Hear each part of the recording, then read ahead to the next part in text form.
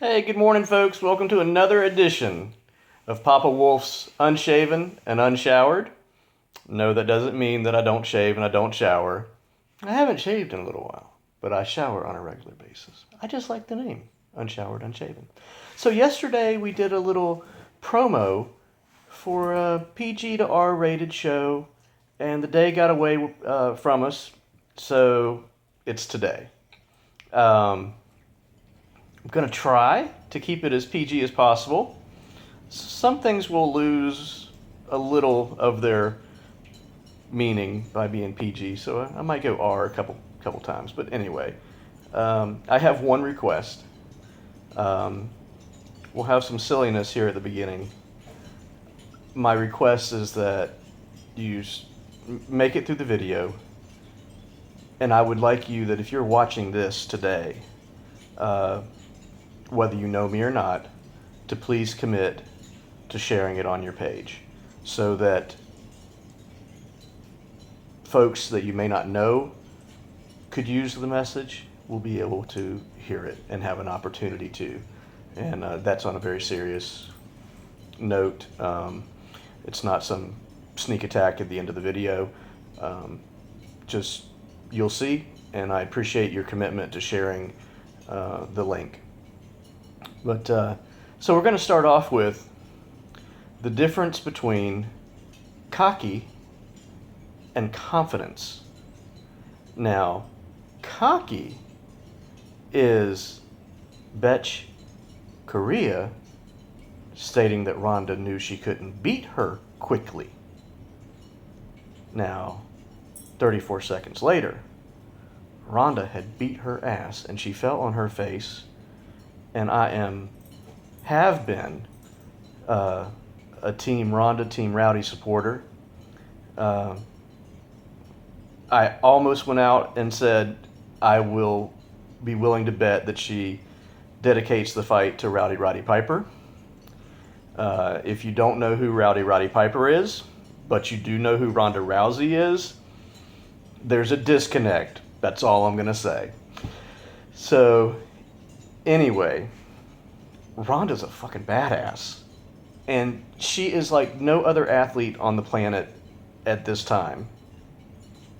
Uh, Dana White from the UFC had stated a few years ago never would have women in the UFC. I believe personally it was the Strikeforce matchup with Ronda and Misha Tate, who Misha is not only beautiful like Ronda, or similar to Ronda, but a game and full of heart opponent. She's taken Ronda into 2 rounds before. It's just Ronda is on another level. And for you UFC fans, it's very similar to the way I believe it was Diego Sanchez went in when he was, I think, still being called the Nightmare, and went up against BJ Penn. It was within 10 seconds, very obvious that BJ Penn was indeed still on another level from everyone else at that time, much the way George St. Pierre was until a year or so ago. So I'll digress back to what is confident. Confident is, I don't care if you're waving a rebel flag. I don't care if you're the Grand Wizard of the KKK.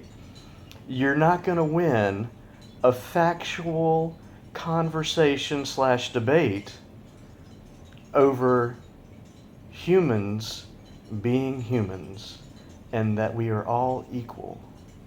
That is confidence, self-assuredness, whatever you want to call it.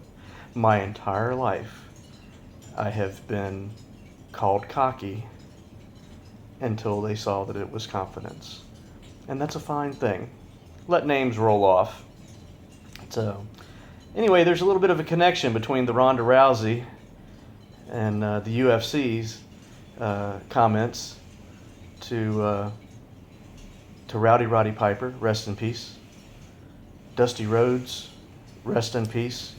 By the way, congratulations to whoever at the WWE decided to quickly and very eloquently do a wonderful tribute to Rowdy Roddy Piper.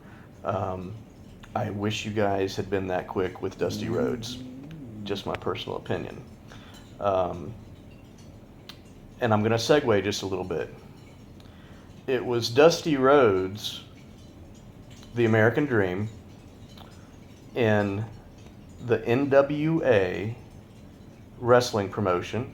Gordon Soley, one of the greatest voice commentators ever. But it was Dusty Rhodes that gave me some self-confidence at an early age. I went from being skinny and sick all the time up until I was about 7 years old. Yanked them tonsils out, gave me a few popsicles, and sent me home. And within a year, I was the fat kid almost. There were always people a little bit bigger.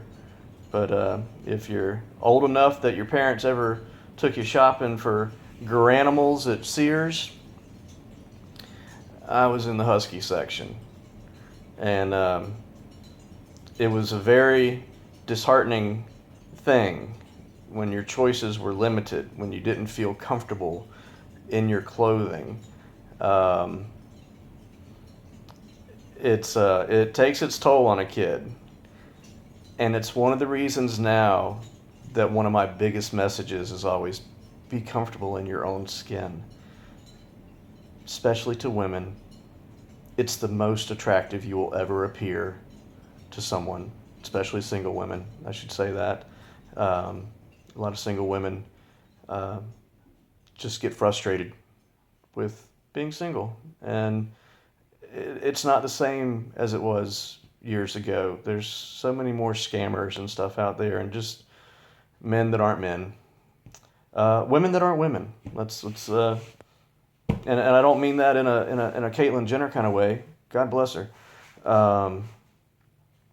I mean that no matter what your sexual preference is, there's jerks, male, female, whatever. But don't worry about needing to lose weight. Don't worry about needing to get into the gym. Take the time to learn how to be comfortable in your own skin. And that is a beauty that you cannot replicate size, shape, or fitness, or what you wear. It just isn't. And you will attract the right person. They will come. How? I have to digress back to Dusty Rhodes since I got off track. It happens a lot with me now. These are unscripted video cast. So Dusty Rhodes was a big man.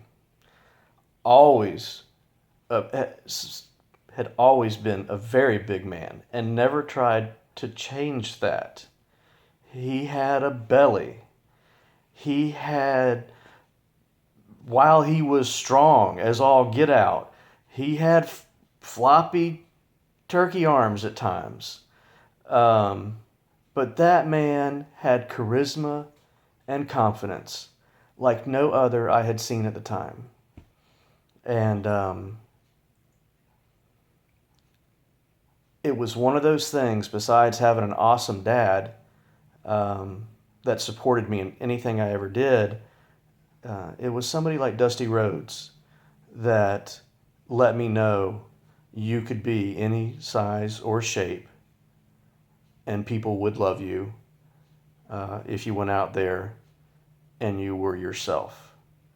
And you don't get a lot of yourself nowadays, and the suspension of disbelief in wrestling entertainment that is there today. Occasionally you do. But at the time, in the 70s, Dusty Rhodes was himself. And he did promos, he was doing some acting, the whole thing. Yes, wrestling is fake. That's why I said the suspension of disbelief. But they are still athletes. and some of the best athletes in the world. So, anyway, thank you, Dusty Rhodes. Rest in peace. And WWE, please take note that the Rhodes family should always get the credit they deserve. Now, let's segue from wrestling in NWA to a new movie that's coming out. Straight Outta Compton. I can't wait to see it. I love NWA. I grew up listening to NWA. I believe Straight Outta Compton came out when I was, I want to say, 19, maybe 20. NWA stands for not the N-word, but sort of the N-word. The N-word with the AZ at the end, with attitude. Dr. Dre, Ice Cube, and Eazy-E. For you young brothers and sisters that don't remember this, Fuck the Police did not come from a Hangover movie. It came from NWA. No, Flava Flav was not in NWA. That was Public Enemy. It's just one of those things. And maybe with some of you younger brothers and sisters, what happened to me was I would come across music that I really liked, and then I would work my way backwards into where that music came from. And it's made for a wonderful musical experience throughout my lifetime, and having that eclectic appreciation of music from Frank Sinatra to Marilyn Manson to death metal to rap, real rap, and hip hop. Yeah, there's some junk out there. Ask any genre. Ask any of the people that are in that genre, and they'll tell you, yeah, we got some junk in our genre, but there's some good stuff too. There's good country music. There's good Christian music. I like to call that gospel music. Anyway, there's good rock. There's good hard rock. Good metal. You just have to find what fits your needs. So anyway, that was our segue from wrestling to music. Now, for the second half of the show, and this has been a long show, it's going to be our longest yet. I got some feedback from, it may have been the last episode, that someone that has gone through a lot was either listening and or watching the show. And they heard me talk about some of what I had been through to get where I am at now, medical-wise and health-wise, and my appreciation for the things that have happened that otherwise would seem like really shitty things, but gave me the opportunity to catch the early stages of cancer in my left arm and get it taken care of. And I gave a laundry list of the things that I have, from PTSD to severe anxiety and depression. And the message I'd like to leave off of your pages today, leave from your pages and be shared with others, is for each individual, whether they know what they have or not, 99% of the time, they will know that something is wrong. They've heard it from their family. They were diagnosed and labeled early on and perhaps never followed up. Maybe got to feeling better and left medication. But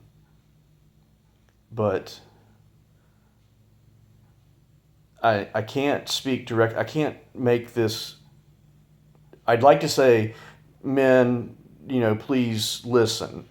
But this does go both ways, to men and women. Depression, anxiety, PTSD, it has no favorites. It shows no compassion towards one sex versus the other. Um, and a lot of times you don't know you have it. So if you have symptoms, if you don't feel right, um, particularly if you have the extreme symptoms of a reoccurring thought of I'd be better off not being here, or I'd be better off if someone else wasn't here, or you just don't want to get up and go to work, and not because you don't like your work, and not because you don't want to work, but because you can't get up and you don't know why. Papa Wolf pleads and is begging you to get to a doctor. You don't have to research it. God, don't go onto Google. Don't go onto WebMD. Don't try to diagnose yourself. Don't read up on what all the symptoms are with severe anxiety, severe depression, with PTSD. You don't need it going in your head. If you're not having a set of particular symptoms, you don't need that set of particular symptoms getting put into your head.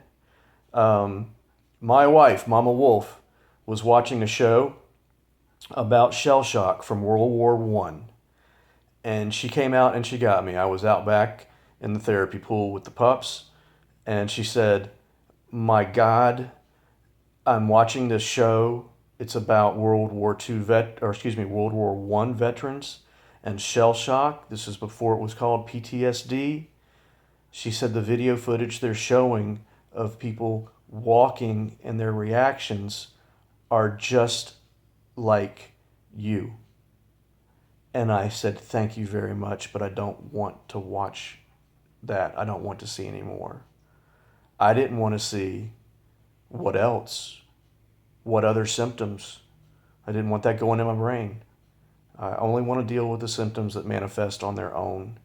And a lot of times, I can't take anything away from folks that read all the symptoms on the side of a prescription bottle, but a lot of the times you manifest those symptoms just from knowing that they're possible.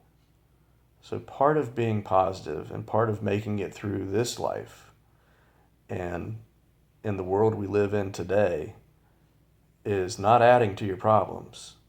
It's dealing with the ones you've got.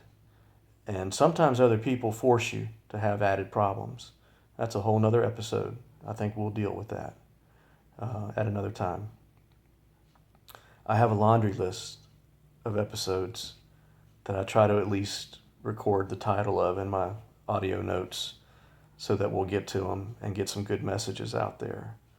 I just hope that the folks that are already watching the show and stick it out will share it, and particularly this message that I just went over. And go to your doctor if you're having trouble. It may not be that you can't get up and go to work. It may just be that you don't have any energy. That's not always, especially with men, that's not always low test. That could be a sign of depression. There is only one way to get a true reading. Here's a caveat to the going to the doctor thing. Don't, after listening to this, and maybe even watching last week's episode where I went through the different things that have happened to me, don't just go to a doctor, a primary doctor, and say, "I'm depressed, I need some medication." Doctors will, God bless them, there's some great ones out there. I deal with some excellent doctors that are not this way, and I know some doctors that are this way. But some doctors will throw medicine at you. Some doctors will throw whatever medicine um, the pharmaceutical rep is promoting at you, and it may not be what you need. If you think you have some form of depression or anxiety, um, I think I went over it in the last episode, but let me give you an example of anxiety, which sometimes is called panic attacks or anxiety attacks. Those of you that don't know, I use a 3-wheel walker anytime I'm outside of the compound. Inside of the compound is small enough I can land on a wall if I fall. Um, Outside of the compound, um, I use a walker at all times uh, to protect me from further injury. I digress. A week ago or so, we were in Publix, our local grocery store, and it's very stimulating to the brain to be in that kind of surroundings sometimes. Aisles and aisles of different things, voices, crying kids, idiots screaming for no reason. And sometimes you're just it's just a bad day and you're not able to take that much information.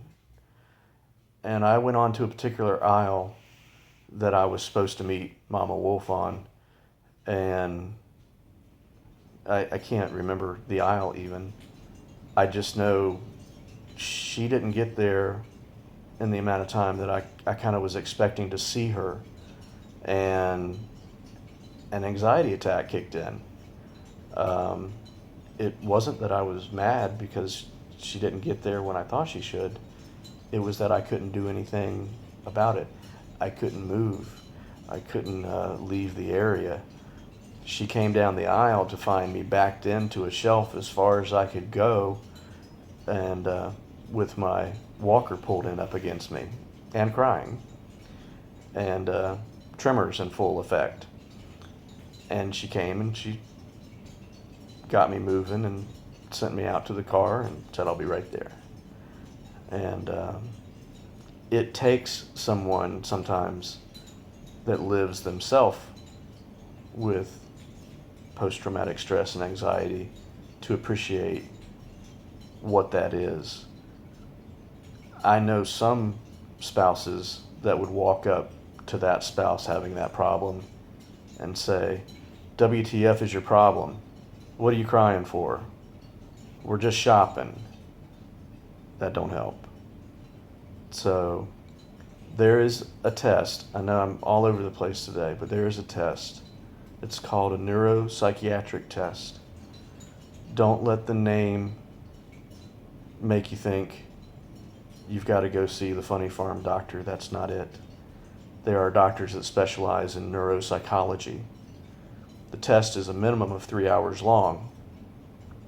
But from that test, and if you answer it, there's not just answering questions, there's other elements to it so that they can determine if there's any cognitive issues, any disconnect from the brain and function. The other side of it is questions. Answer those questions correctly. Don't waste time worrying about the same question being listed a couple different times, worded a different way. Answer correctly. Answer honestly. There is no correct answer. There is only the honest answer. That will give your doctor the needed guidance to help treat anxiety or depression or both. It's possible to have both and PTSD. There's a lot of us out there in that situation. But just take a step. Take a step forward. Go to your primary doctor. If you have insurance to where you can just go ahead and go to a neurologist, and let them know. I apologize, I can see my right hand is causing some shake in the video. just do it. There's other people out there that are suffering with you, and my co-hosts are barking in agreement there. They're sitting in different places today, so I didn't introduce them. That's Gertie Lou, Rosie, and Widget are here today. And this is my tribute shirt to Cecil. I forgot to mention that at the beginning. But whether you're a man, woman, girl, boy, if any of these symptoms that I've glossed over seem like they would fit you, first step, ask for help.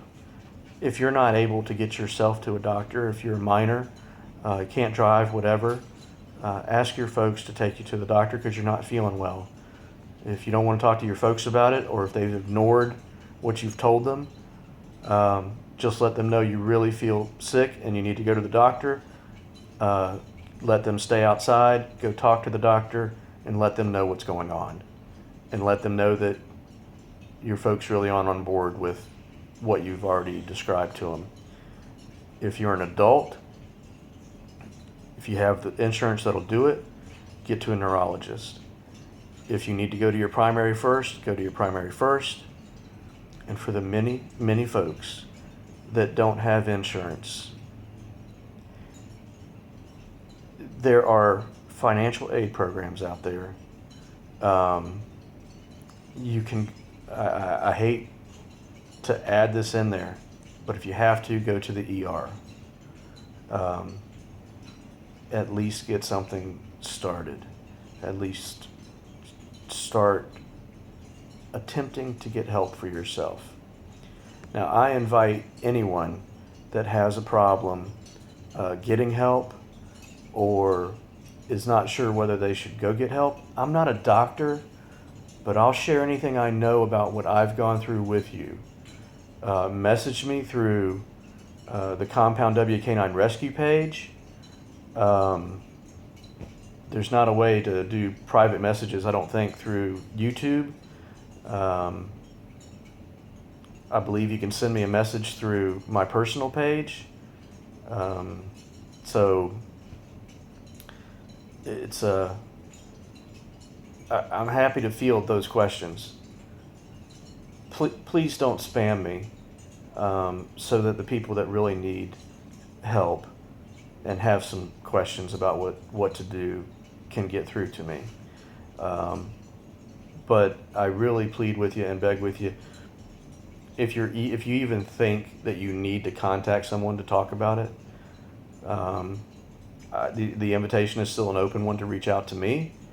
But if you're already thinking it, just get yourself to a doctor and get started. Your life can be different. Your life can be better. In our particular situation, in our home, my wife also has PTSD. It took me having it manifest its symptoms from however long ago to appreciate what she was going through. That's why I can be so compassionate about the interaction there when we were at the store the other day and give the examples of what some spouses would do. I've been that spouse that didn't understand. And you don't want to be that spouse. You want to be the spouse that understands and helps. Invisible injuries are the worst to deal with. So we're going to wrap up right at 30 minutes. God bless you if you've made it this far. God bless you if it uploads to YouTube so you can share it.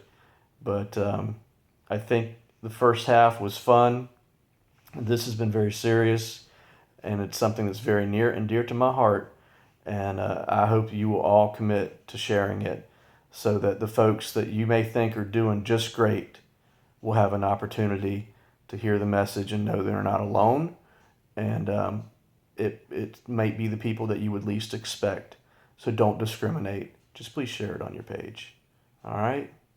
Peace, love, and happiness from Papa Wolf. Until the next episode of Unshaven and Unshowered. Peace and love.